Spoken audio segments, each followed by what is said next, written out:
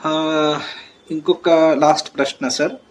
ఈ ప్రశ్న ఏంటంటే, మీరు చాలా మంచి మంచి వీడియోస్ చేస్తారు. మంచి మంచి విషయాల మీద మాట్లాడుతూ ఉంటారు. కాకపోతే నాకు అనిపించిందేంటంటే, యువతకు సంబంధించిన యువకులకు సంబంధించినటువంటి విషయాల మీద మీరెక్కువ మాట్లాడితే బావుంటుందని నా నా యొక్క వ్యక్తిగత అభిప్రాయం. ఎందుకంటే ఎట్ ప్రెజెంట్ ఈ సిట్యుయేషన్‌లో యువకులకి మంచి చెప్పేవాళ్ళు లేరు. అండ్ ప్రెజెంట్ జనరేషన్ ఆల్సో చాలా బ్యాడ్‌గా ఉందని, తప్పు తోవలో పోతుందని నాకున్న వ్యక్తిగత అభిప్రాయం. బేసికల్లీ యువకులకి ముఖ్యంగా లైక్ నా అభిప్రాయం ఏంటంటే they like somebody, they love somebody, finally they marry somebody. ముఖ్యంగా ఈ విషయానికి వచ్చినప్పుడు మంచి చెప్పేవాళ్ళు లేరు. అది అది చాలా వేరే డైరెక్షన్‌లో పోతుందని నా అభిప్రాయం. సో, మీలాంటి వాళ్ళు, వేదం గురించి తెలిసిన వాళ్ళు, ముఖ్యంగా మీరు చాలా మంచి మంచి విషయాలు మాట్లాడతారు. బట్ మీరు ఇట్లాంటి విషయాల మీద ఎక్కువ యువతకి మేలుకొల్పే విధంగా వీడియోస్ చేస్తే బాగుంటుందని నా వ్యక్తిగత అభిప్రాయం. లైక్ అసలు పెళ్లి చేసుకోవాలా వద్దా? ఎందుకు చేసుకోవాలి? చేసుకోవడానికి ముందు యువకుల్లో ఉండవలసినటువంటి మంచి లక్షణాలు ఏంటి? వాటిని ఎట్లా అలవాటు చేసుకోవాలి? ఇది చాలా మ్యాండేటరీ అని నేను అనుకుంటున్నాను సార్. ఎందుకంటే మీరు ప్రతిసారి మీ యొక్క అసంతృప్తిని వ్యక్తం చేస్తూ ఉంటారు. అన్యాయం జరిగినప్పుడు అడిగేవాళ్ళు లేరు. ఇండియాలో గానీ ఇంకెక్కడ కూడా అడిగేవాళ్ళు లేరంటే, అడిగేవాళ్ళు ఉండాలనంటే అట్లాంటి స్ట్రాంగ్ ఉన్నటువంటి మనుషులు పుడితేనే సమాజంలో వాళ్ళు అడుగుతారు. అట్లాంటి స్ట్రాంగ్‌గా ఉన్న మెంటల్లీ, ఫిజికల్‌గా స్ట్రాంగ్ ఉన్న మనుషులు పుట్టాలంటే వాళ్ళని కనే తల్లిదండ్రులు కూడా అంతే స్ట్రాంగ్‌గా మంచి మంచి గుణగణాలని అలవాటు చేసుకొని తపస్సు చేసి అట్లాంటి ధీరత్వం, వీరత్వం, శూరత్వం కలిగినటువంటి పిల్లల్ని కంటేనే వాళ్ళు ఇట్లా అన్యాయాల్ని ఎదురిస్తారు. సో, అది ఇక్కడ నుంచి రావాలని నా అభిప్రాయం. లైక్ పెళ్లి చేసుకునే అబ్బాయిలు, అమ్మాయిలు వాళ్ళు తమని తాము చాలా గొప్పగా తీర్చిదిద్దుకున్న తర్వాతనే they should go for marriage. అట్లానే మంచి ప్రొడక్ట్స్ వస్తాయి.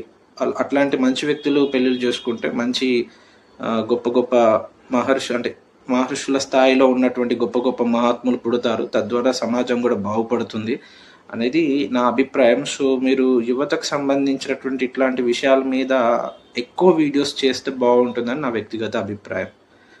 దీనిపై మీ స్పందన వినాలనుకుంటున్నాను. ధన్యవాదాలు. ఓం నమస్తే. నేను doctor Venkatachaganti, president, university of applied Vedic sciences. Prashant Kurapati Karimnagar నుంచి ఆయన ఆవేదన విన్నారు కదా.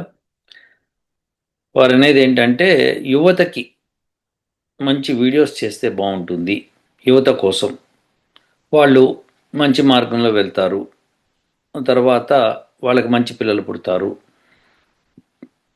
వాళ్ళు కూడా వీరత్వం, శూరత్వం కలిగి ఉంటే వాళ్ళ పిల్లలకు కూడా అదే వస్తాయి అనే అభిప్రాయం ఆయనలో వచ్చింది. అంతేకాకుండా ఒకళ్ళని ఇష్టపడతారు, ఒకళ్ళని ప్రేమిస్తారు, ఇంకెళ్ళు ఎవరినో పెళ్లి చేసుకుంటారు, ఇలాంటి యువత తయారైంది అని చెప్పుకొచ్చాడు.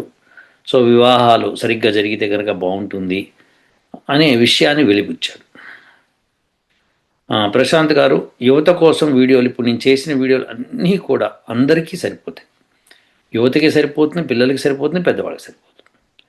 అయితే పిల్లలకు అర్థం కాదు కాబట్టి వాళ్ళని మనము పక్కన పెడితే, అంటే అర్థమయ్యే పిల్లలు కొంతమంది ఉంటారు.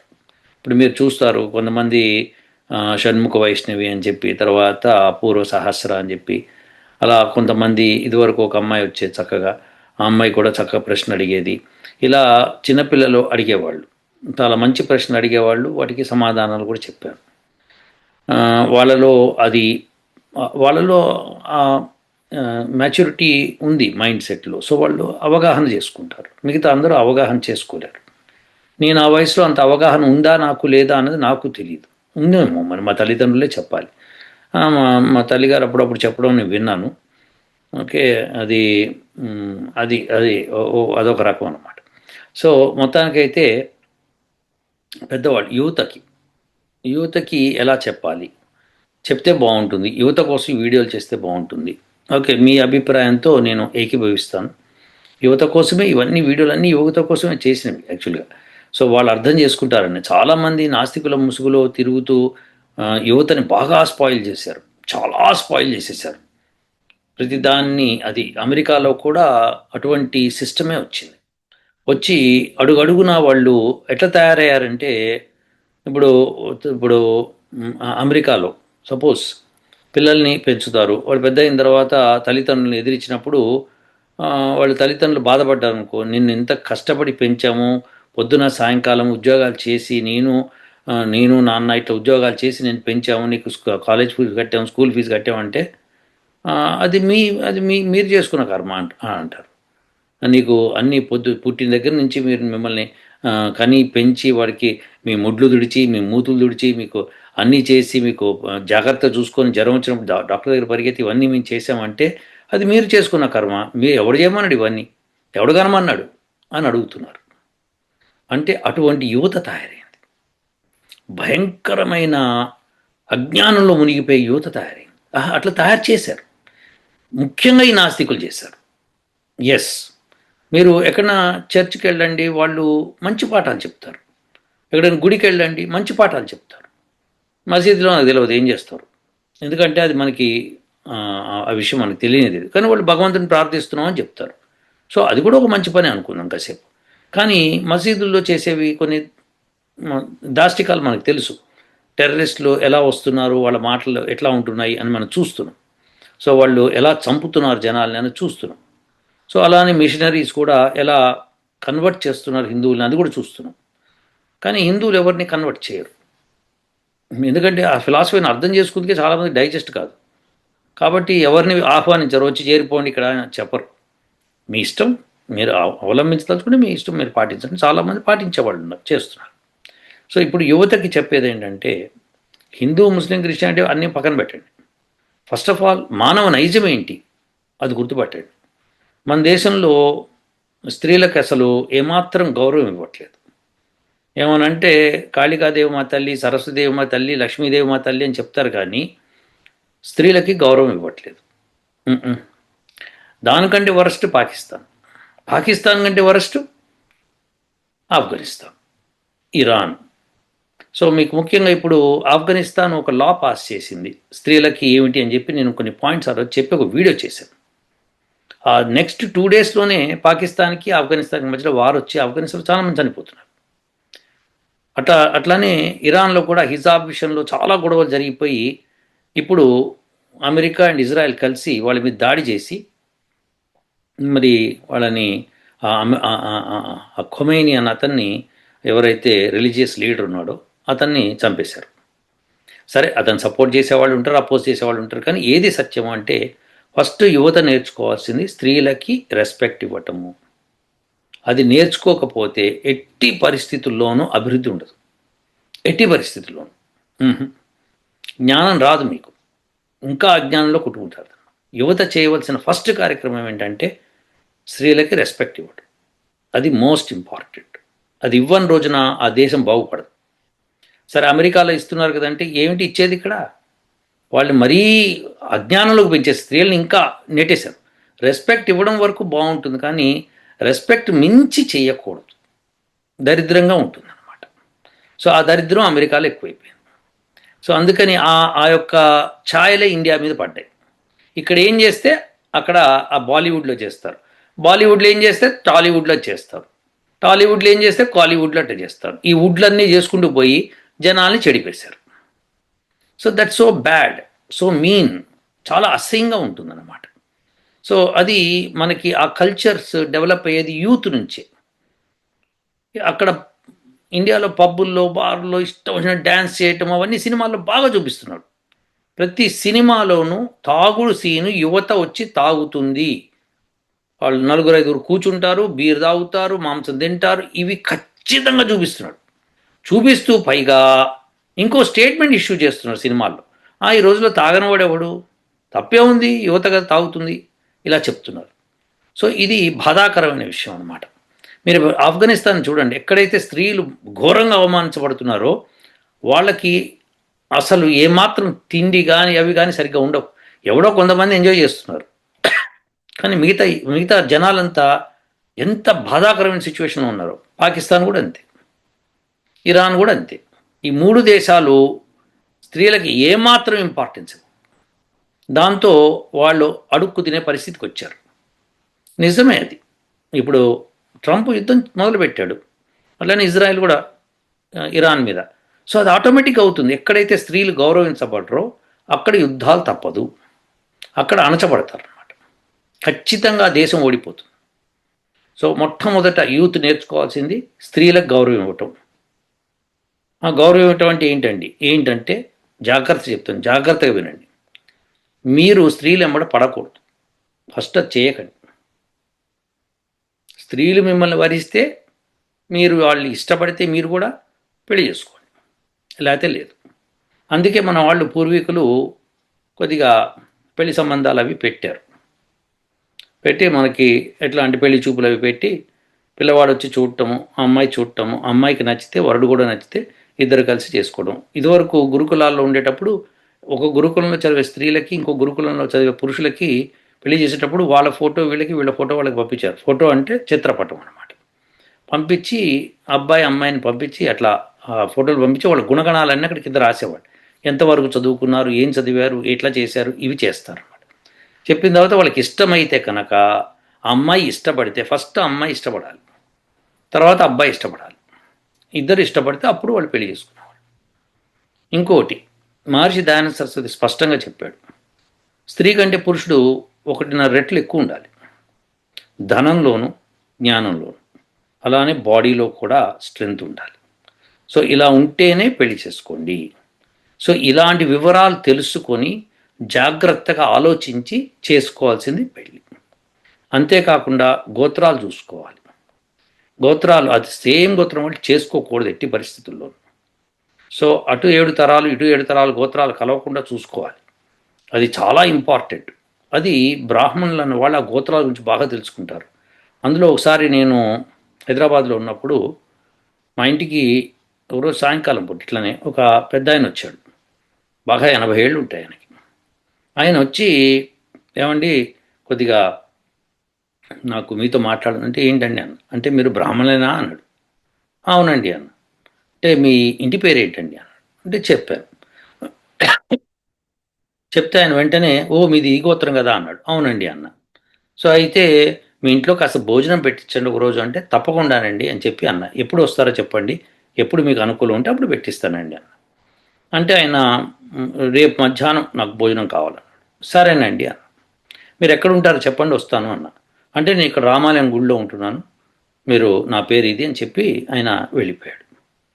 నేను ఆయన లోపల ఆహ్వానించాలా వద్దా నాకు అర్థం కాలేదు, ఎందుకంటే ఆయన హడావిడిగా ఉన్నాడు. సరే వెళ్ళి రేపు పొద్దున ఎట్లనే వస్తాడు కదా మా మధ్యాహ్నం భోజనం అని చెప్పి నేను ఆ రోజు లీవ్ పెట్టేసి నా భార్యకి చెప్పాను, కాస్త వండి పెట్టు, అవన్నీ చేసి పెట్టు, ఇట్లా పెద్ద ఆయన వస్తున్నాడు అంటే సరే అని చెప్పి ఆవిడ మడి కట్టుకొని అవన్నీ చేసి వంట అది చేసింది. నేను రామాలయానికి వెళ్ళి ఆయన కోసం తిరిగా, ఎక్కడ కనిపించలేదు. నేను వెంటనే ఆ గుళ్ళో పూజారి ఉంటే ఆయన అడిగాను, ఏమండి ఇట్లా ఫలానా ఆయన ఇక్కడికి వచ్చాడంటే, అవునండి ఆయన విశాఖపట్నం నుంచి ఇక్కడికి వచ్చాడు, ఇక్కడ తిరుగుతున్నాడు, మరి ఏమో ఇప్పుడు ఎక్కడికి వెళ్ళాడో మాకు తెలియదు అన్నాడు. కాదండి మా నువ్వు భోజనం వండి పెట్టమన్నాడు, నేను వండి పెడతాను చెప్పాను, వండి పెట్టి మేము ఇంట్లో రెడీగా ఉన్నాం, మరి ఆయన వస్తారనేమో చెప్పి వచ్చాను నేను అంటే, లేదండి ఆయన ఇక్కడ లేరు అంటే, నేను కాసేపు గంట సేపు కూర్చున్నా అక్కడ. కూర్చొని ఆయన రాలేదు, ఆయన ఎటో వెళ్ళిపోయాడు. సో నెక్స్ట్ డే మళ్ళీ వెళ్ళి చూశాను, అక్కడ లేడండి, ఆయన ఎటో వెళ్ళిపోయాడు. మరి ఎందుకు వచ్చాడో, ఎలా వచ్చాడో, ఎందుకు అడిగాడో నాకు తెలియదు. మొత్తానికి అలా జరిగింది. అంటే నేను అనేది ఏంటంటే వారికి అందరికీ కులగోత్రాలు అన్నీ కరెక్ట్గా తెలుసు అన్నమాట. అలాంటి వాళ్ళు ఉన్నారు. సో అలాంటి వాళ్ళు చెప్తారు, మీరు ఫలానా గోత్రం వాళ్ళని ఫలానా గోత్రం వాళ్ళు చేసుకోకూడదు, చేసుకోవచ్చు అని స్పష్టంగా చెప్తారు అనమాట. అది మీరు తెలుసుకోవచ్చు అనమాట. ఇది తెలుసుకోవాలి, ఇది చాలా ఇంపార్టెంట్. సో యువతకి ఇది బాగా తెలవాలి. అదేంటండి అట్లా ఎట్లా చేసుకుంటాం, అది ఇది అది అనేదో గొణుగుతుంటారు. గొణక్కండి మీరు.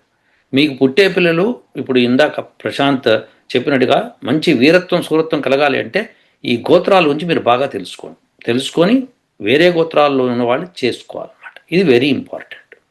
అరే మాకు ఎవరు చెప్తారని అంటే, బ్రాహ్మణులు ఉన్నారు అడగండి, అలాంటి వాళ్ళలో నిష్ణాతులైన వాడిని అడగండి, కనుక్కోండి ఎవరు చెప్పగలరు అని చెప్పి. అప్పుడు చెప్తారు అక్కడ ఉన్నవాళ్ళు, ఆ గుళ్ళల్లో ఉన్నవాళ్ళు, ఈయన కాదు ఆ పెద్ద అని చెప్తాడు, లేదా ఈ పెద్ద అని చెప్తాడు, ఏదో ఒకటి చెప్తారు.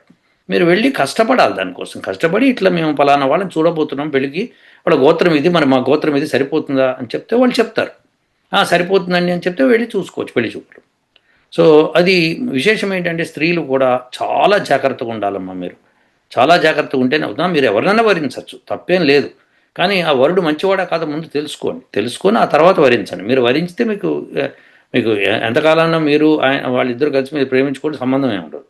కానీ యూత్ మటుకు ఫస్ట్ ఈ విషయంలో మటుకు చాలా గట్టిగా ఉండాలి. ఎందుకంటే మీ ఇద్దరికి సంబంధించింది కాదు, పిల్లలకి సంబంధించింది, మరి పుట్టబోయే పిల్లలకు సంబంధించింది కూడా.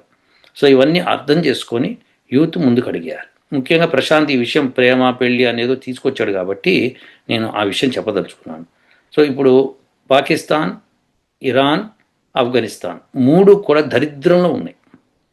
మెజారిటీ ఆఫ్ ప్రజలు దరిద్రంలో ఉన్నారు. ఇది విశేషం అన్నమాట. సో అది ఉండడానికి కారణం అక్కడ స్త్రీలని గౌరవించకపోవటము. ఇది ఖచ్చితంగా బాటమ్ లైన్ రాసి పెట్టేసుకోండి. అమెరికా కూడా ఎప్పుడో దరిద్రం అయిపోతుంది. ఎందుకంటే అమెరికాలో దరిద్రం మరి స్త్రీల మీద, ఆ స్త్రీలు విపరీతం దరిద్రం తయారయ్యారు. వాళ్ళు ఏమన్నా అంటే మా ఫ్రీడమ్ అది ఇది అంటున్నారు. ఫ్రీడమ్ పక్కన పెట్టండి, అసలు ఏం చేయాలి ఏం చేయకూడదు తెలియట్లేదు మీకు. ఇక్కడ చాలామంది మంచి వాళ్ళు ఉన్నారు, మంచి కుటుంబాల నుంచి ఉన్నారు.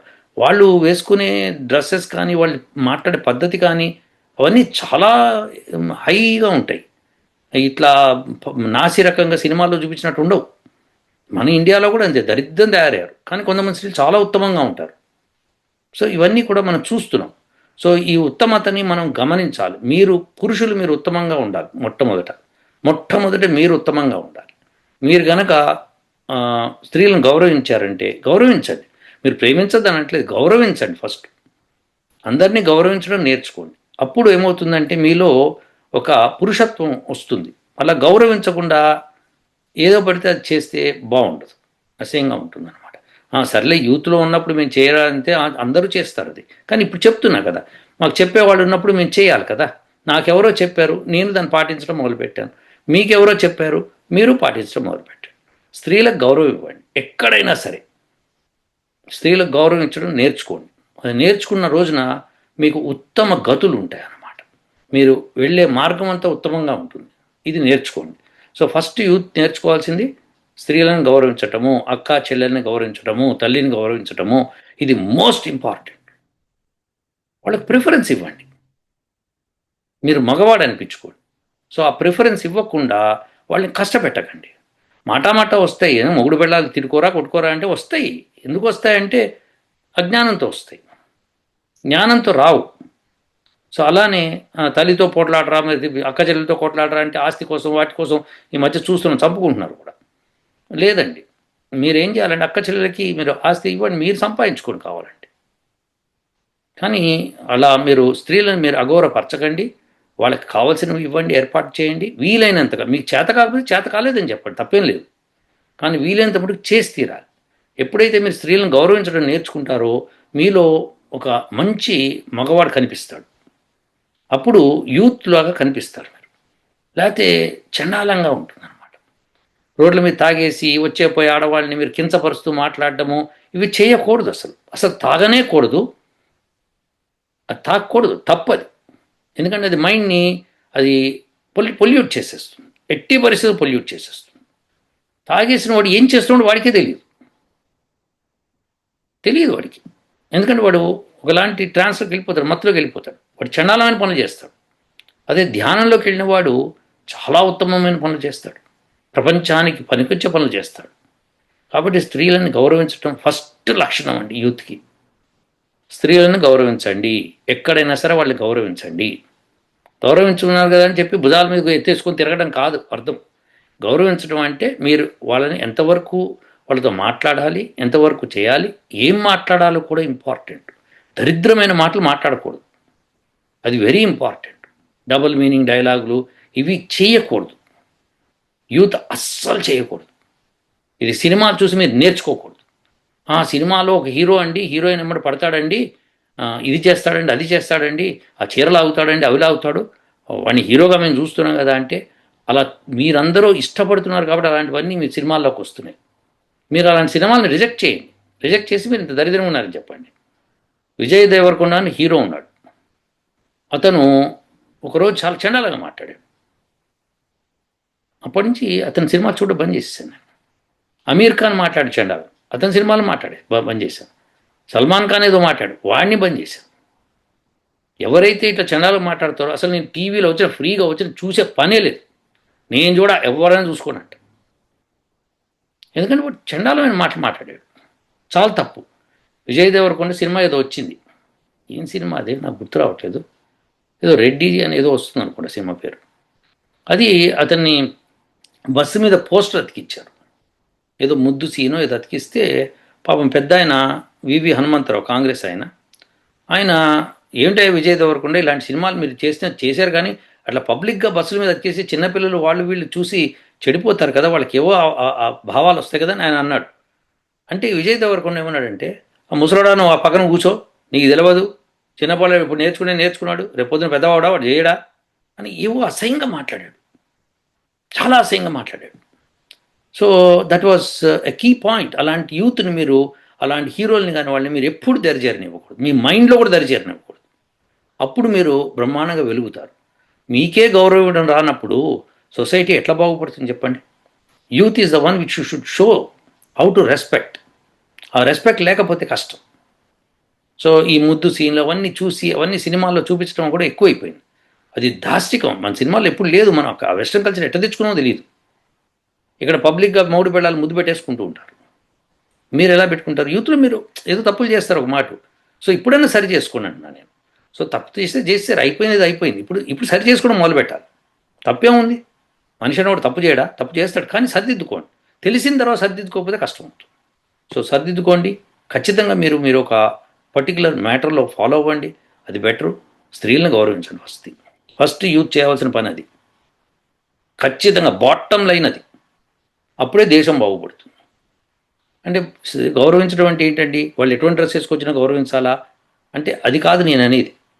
గౌరవం అంటే వాళ్ళు వేసుకొస్తే వాళ్ళు చూడకండి, వాళ్ళ వైపు చూడకండి. అమ్మ నేను చూడలేనమ్మా అట్లాంటి డ్రెస్ వేసుకుని, మేము చూడలేము.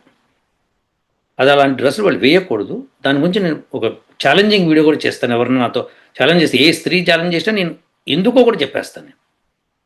నేను ఖచ్చితంగా సైంటిఫిక్ ఎవిడెన్స్ ఇస్తాను దానికి. ఇక మళ్ళీ మాట్లాడరు. సో వాళ్ళకి ఏం తెలియదు పాపం. వాళ్ళ అమాయకులు, స్త్రీలు వాళ్ళు ఏం చేస్తారంటే ఏదో ఇన్ఫ్లుయెన్స్ అయిపోతారు.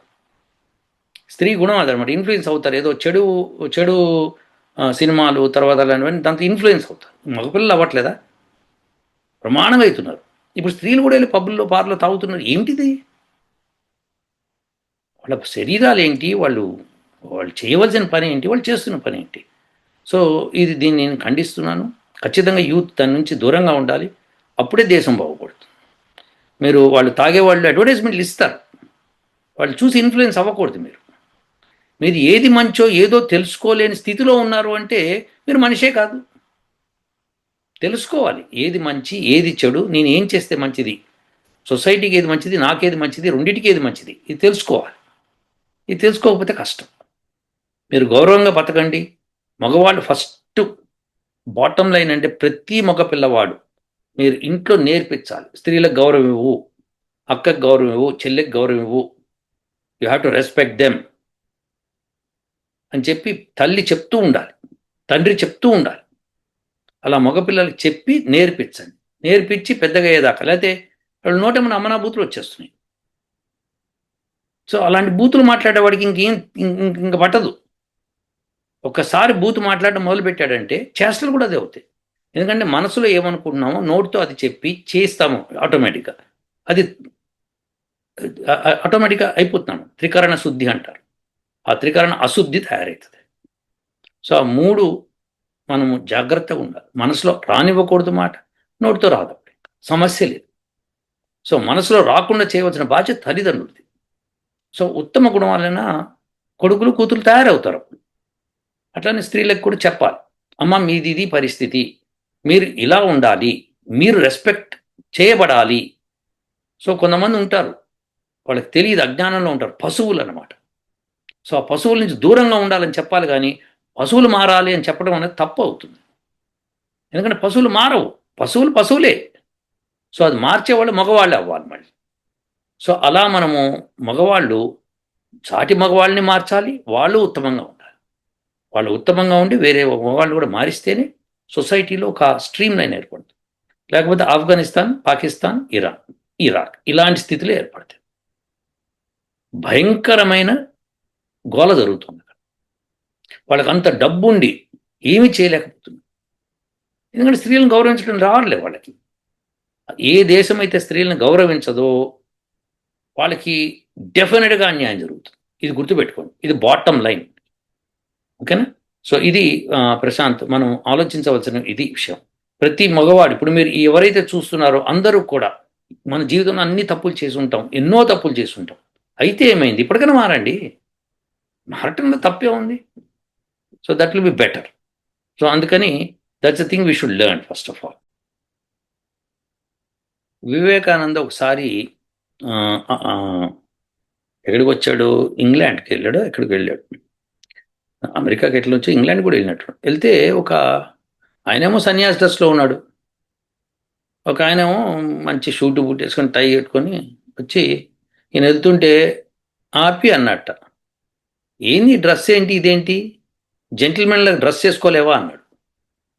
అంటే వివేకానందుడు, తప్పైందండి, మా దేశంలో క్యారెక్టర్ని బట్టి జెంటిల్మెన్ అనుకుంటాము, అవుట్ఫిట్ని బట్టి కాదు అని చెప్పాడు. ఇక ఆయన నోరు మూసుకుని వెళ్ళిపోయాడు. So character is very important. Develop that character. Somebody will try to destroy your character. ఎవరైతే మీరు వాళ్ళకి సహాయం చేయట్లేదు అనుకుంటున్నారో, లేకపోతే మీ నుంచి చాలా ఆశించి మీరు చేయట్లేదు అనుకుంటున్నారో, వాళ్ళు మీ క్యారెక్టర్ని డెస్ట్రాయ్ చేస్తారు, చేయడానికి శతవిధాల ప్రయత్నం చేస్తారు. అది ఒక మాట మీ భార్య కావచ్చు, ఒక మాట మీ చెల్లె కావచ్చు, అక్కే కావచ్చు, ఎవరైనా కావచ్చు. కానీ అయినా సరే వాళ్ళకి రెస్పెక్ట్ ఇచ్చి దూరం పెట్టేసి. సో సమ్ టైమ్స్ మీకు ఆవేశం వస్తుంది, చేయెత్తుతారు, అని చేస్తారు. ఇవి తగ్గించేసుకోండి. ఆవేశం రాకండి. వాళ్ళు స్త్రీలు అని చెప్పి పక్కన పెట్టేసి ఆ గౌరవం ఇవ్వాలి వాళ్ళకి, వాళ్ళు అంతే అలానే ఉంటారు అని చెప్పి మీరు రెస్పెక్ట్ ఇచ్చి పక్క జరగండి. అప్పుడు ఆటోమేటిక్గా మీకు వాళ్ళు దూరం అవుతారు, మంచి వాళ్ళు మీకు తారసపడతారు. ఇది వెరీ ఇంపార్టెంట్ అండి. సొసైటీ ఎలా ఉండాలనేది మీ నుంచి స్టార్ట్ అవ్వాలి.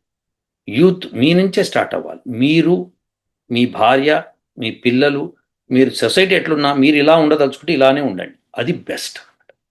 దానికి మంచి ఎగ్జాంపుల్ ఏంటంటే, చాణక్యుడు చిన్నప్పుడు వాళ్ళ తండ్రిని బంధించారు, అంత అయింది. అతను చదువుకుందుకు వేరే ప్లేస్కి ఒక ఆయన తీసుకెళ్ళాడు, చదివిచ్చాడు. ఆ తర్వాత చాణక్యుడు ఇక్కడికి వస్తాడు మగధ రాజ్యానికి. వచ్చినప్పుడు అక్కడ మగధలో సిచ్యువేషన్ ఏంటంటే బౌద్ధులు ఎక్కువైపోయి వాళ్ళు ఈ వేద విద్య నేర్చుకునే వాళ్ళకంటే ఈజీగా మేము నేర్పిస్తాం రండి, ఇది చాలు మీకు అని చెప్పి వాళ్ళు భ్రష్టు పట్టించారు ఎడ్యుకేషన్ సిస్టమ్. సో అప్పుడు ఒక పెద్ద ఆయన పాపం వేద పండితుడు, నేను ఇక వెళ్ళిపోతాను, ఇక్కడ కాశీ వెళ్ళిపోతాను, ఇక్కడ నాకు డబ్బుది కావట్లేదని వాళ్ళ స్నేహితులతో చెప్తాడు. ఆ నోట ఈ నోట ఇది చాణక్యుడి ఫ్రెండ్కి తెలుస్తుంది. అతను వచ్చి చాణక్యుడితో చెప్తాడు, ఇట్లా పాపం ఆయన వెళ్ళిపోతాడున్నాడు, తట్టుకోలేకపోతున్నాడు ఇక్కడ. ఎందుకంటే పిల్లలకి వాళ్ళేమో ధనవంతులకి ఈజీ విద్య అని చెప్పి ఏదో బిచ్చమెత్తుకోకుండా వాళ్ళు తిరిగి అక్కడ అప్పట్లో గురుకులాల్లో ఏంటంటే స్టూడెంట్స్ వెళ్ళి బిచ్చమెత్తుకొని వస్తే అదే గురుపత్ని వండి వాళ్ళకి పెట్టి ఈ గురువు తిని కాస్త ఆమె తిని అదేదో రోజు గడిపేవాళ్ళు. అట్లా విద్య నేర్చుకునేవాళ్ళు. ఈ బౌద్ధులు వచ్చిన తర్వాత ఏం చేస్తారు, ధనవంతుల దగ్గర డబ్బులు తీసుకొని మేము ఉచితంగా నేర్పిస్తాం, కంగారు పడకనని ధనవంతుల దగ్గర డబ్బులు తీసుకొని నేర్పించడం మొదలుపెట్టారు. వేరేజ్ మన దేశంలో ఎవరైనా సరే, ఎంత కింగ్ రాజు కొడుకు వచ్చినా సరే అతను వెళ్ళి అడుక్కొని తీసుకురావాల్సిందే. ఆ విధంగా రాష్ట్రంలో, దేశంలో పరిస్థితుల్ని అవగతం చేసేవాళ్ళు శిష్యులకి. అది వేద విద్య. ఈ బౌద్ధులు వచ్చిన దగ్గర నుంచి అది నష్టపడింది. దాంతో ఆయన వెళ్ళిపోతుంటే చాణక్యుడు ఆయన ఇంటికి వెళ్తాడు. ఇంటికి వెళ్తే ఆయన మంచం మీద కూర్చుంటాడు. సో ఈయన వెళ్ళి నమస్కారం చేసి, నేను నా పేరు ఇది అని చెప్తాడు, అని కింద కూర్చుంటాడు. అయితే నువ్వు ఎందుకు వచ్చావు అని అడుగుతాడు ఆయన. ఎందుకు వచ్చావు అని అడిగితే ఆయన ఏమంటాడంటే, నేను ఇట్లా, నువ్వెవరు అని అడుగుతాడు ఫస్ట్. అడిగితే నేను ఇట్లా ఫలానా విద్యాలయంలో గురువుని, అక్కడి నుంచి వచ్చాను ఇక్కడికంటే. నువ్వు కింద కూర్చుని నేను పైన కూర్చోవడం అంటే ఆయన కింద కూర్చుంటాడు. అంటే లేదండి మీరు పైన కూర్చోండి, మీరు గురువులు అంటే సమస్య లేదు అని చెప్పి ఆయన కూడా కింద కూర్చుంటాడు. అంటే అంత పెద్ద ఆయన, ఈయనకంటే చాలా పెద్ద ఆయన. అయినా సరే వేద విద్యకు అంత గౌరవం ఇచ్చేవాడు.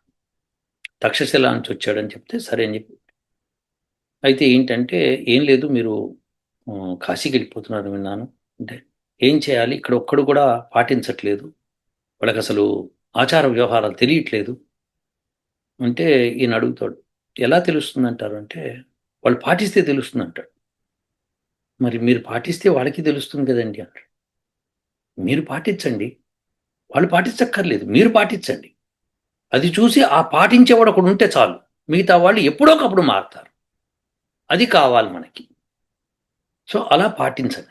నిజంగా అప్పుడు ఆయన కళ్ళు తెరుచుకుంటే, అవును కదా వీళ్ళందరూ పాటించకపోతే నేను పారిపోవడం ఏంటి, నేను పాటించి చూపిస్తే వాళ్ళు ఇక్కడ నిలదొక్కుంటారు, వాళ్ళే వస్తారు ఆటోమేటిక్గా అని వాళ్ళు ఆయన ఇక అప్పుడు సభలో ఒక సభ పెట్టి, ఇంకెవ్వడు పారిపోవడానికి వీల్లేదు, నేను వెళ్దాం అనుకున్నా కానీ నాకు ఒక ఆయన కళ్ళు తెరిపించాడు, మనం పాటించి చూపిద్దాం, వాళ్ళకి అవసరం ఉన్నా లేకపోయినా మనం అదే పాటించి మనం అలానే నిశ్చలంగా ఉంటే ఆటోమేటిక్గా ఆ సొసైటీ అట్లా ఉంటుందని చెప్పి ఆయన అలా త్యాగాలు చేసిన వాళ్ళు కొన్ని వందలు వేలు లక్షల్లో ఉన్నారు.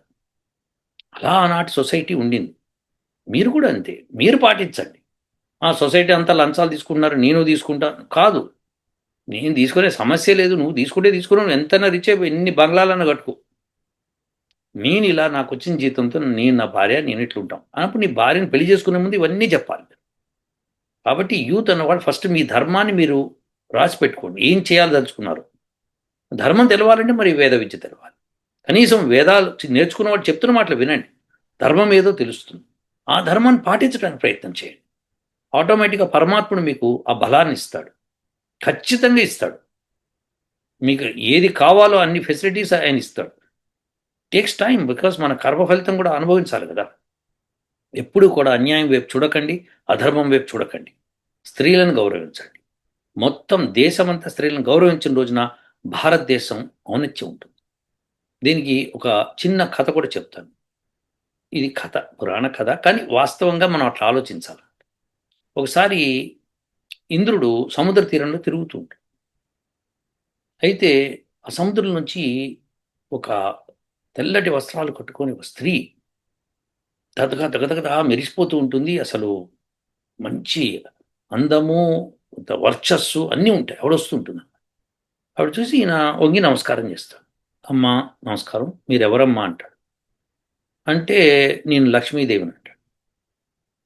మీరు ఇట్లెట్లా వచ్చారు, ఎక్కడి నుంచి వచ్చారు అంటేను, నేను ఇప్పటిదాకా దానవుల దగ్గర ఉన్నాను, ఇప్పుడు వస్తున్నాను ఇక్కడికి అంటుంది, నీ దగ్గరకు వస్తున్నా అంట. అదేమమ్మా ఎందుకన్నా అక్కడ వాళ్ళని వదిలేశారు అంటే, వాళ్ళు మానవత్వం అంటే దానవత్వంలో కూడా మానవత్వం మర్చిపోయారు.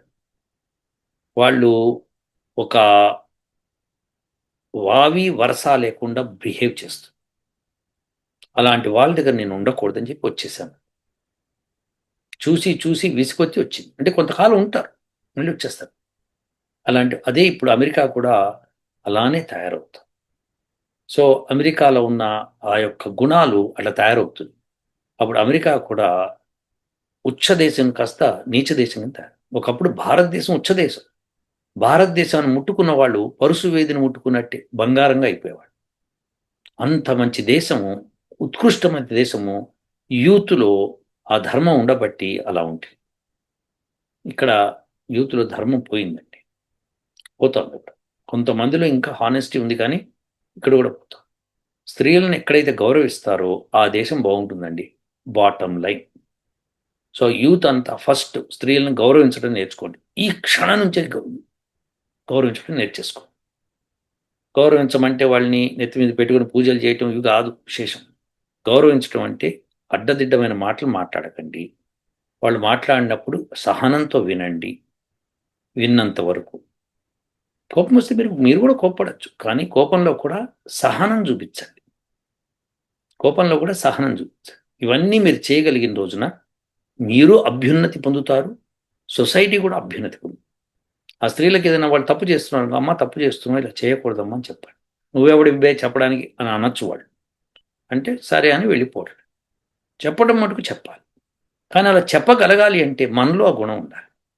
సో మనం యూత్ లాగా ఎనర్జెటిక్గా ప్రవర్తించాలి, ధర్మాన్ని పాటించడానికి ప్రయత్నం చేయండి, స్త్రీలను గౌరవించాలి. ఉంటారండి. ప్రశాంత్, మీ ప్రశ్నకి, మీ యొక్క ఆవేదనకి ఇది నా నివేదన. సో ఇంకేమైనా ఉంటే ప్రశ్న పంపించు, తప్పకుండా సమాధానం ఉంటానండి. ఓం